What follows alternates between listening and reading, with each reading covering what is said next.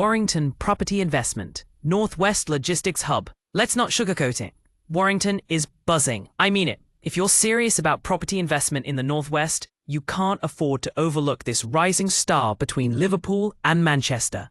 Yeah, it doesn't shout as loudly as its big city neighbors, but it's quietly stacking wins, and investors are noticing. So why Warrington? First of all, location, location, location. Obvious? Maybe, but in this case, it's actually insane. Junctions galore. M6, M62, M56. Warrington's literally straddling some of the most important motorways in the UK. And the result? It's morphed into a logistics goldmine. Just last year, I had a client, let's call him Gary, mid-40s, solid fella from Leeds, who was dead set on investing in Manchester.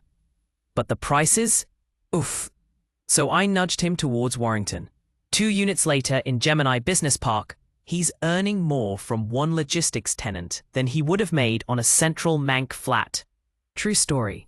The Warrington effect isn't just about big warehouses and HGVs rolling in and out. The town's commercial property sector is thriving, and it's bleeding into residential, retail, and infrastructure. Peel Logistics, St. Modwin, Omega, some serious names are pouring in cash. Why? Because last-mile delivery is everything now. Amazon knows it. Esri knows it. So do we. Oh, and let's talk about Omega Business Park for a sec. If you don't know it, you should. We're talking 575 acres of jaw-dropping logistics and industrial units. A lot of people don't realize it's one of the UK's largest mixed-use business parks. I once toured the site with a client who literally stopped in his tracks and went, "Mate, this is like Trafford Park reborn." But here's the twist. Shocking, right? Okay, maybe not. But that's where Warrington gets sneaky good. Places like Chapelford Village and Great Sankey are seeing steady residential demand. Families, young couples, even remote workers who only commute once or twice a week. And rents? Climbing, steadily. I seen a 3-bed semi that was £850 PCM 2 years ago, now letting for £1,100 plus. That's a jump you don't ignore. Now, don't get me wrong, there are pockets that still need TLC. Padgate's still rough around the edges, but that's where the smart money goes, before it's all polished up. I tell my newer clients, don't chase glossy brochures, chase the builder's vans and planning signs. Speaking of which, planning applications in Warrington have gone nuts. In the past year, there's been a sharp uptick in mixed-use proposals, KRS schemes, and warehouse-to-resi conversions. The council's trying to balance logistics growth with livability, which is, well, great news for us.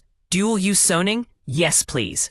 I had a plank with a local contractor who swears there's a new housing phase kicking off next year. Could be nothing. Let's not ignore the macro either. The Bank of England's not dropping interest rates like confetti, but inflation's easing. Lenders are loosening just enough. And demand for logistics-adjacent housing? Still hot. This is what I call the spillover effect.